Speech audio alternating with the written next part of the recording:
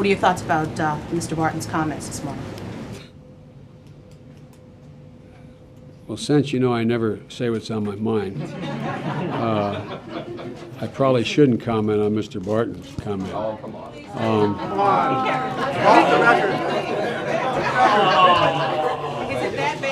They're encouraging me. What can I say? Well, okay. Look, You should... look.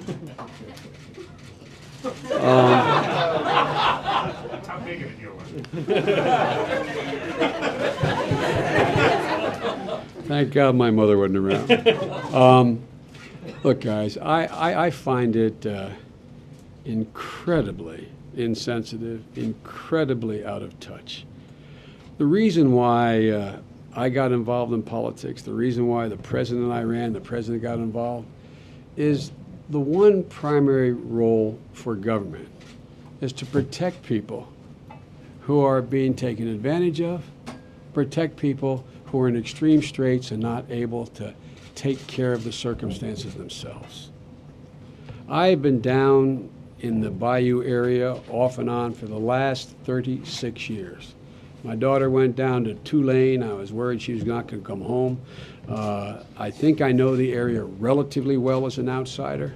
There's an entire way of life in jeopardy. This is just not about jobs. This is just not about whether or not the waterfowl is polluted and you can't fish. This is an entire way of life that's in jeopardy.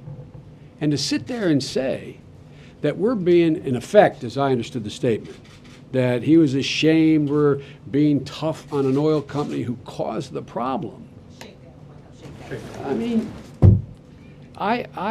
look, I just think that it's pretty important to the people of Louisiana all the way through Florida and even in his home state of Texas that people disassociate themselves from that. That's not the role. There's no shakedown. It's insisting on responsible conduct and a responsible response to something they caused. And I find it outrageous to suggest that if, in fact, we insisted that BP demonstrate their preparedness to put aside billions of dollars, in this case $20 billion, to take care of the immediate needs of people who are drowning.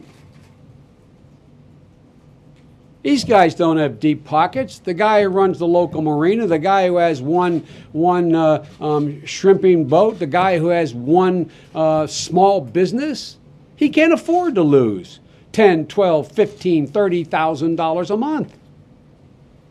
And so the thing the president did, and I was so proud of him, is when we had the meeting with BP, and they were cooperative in the meeting.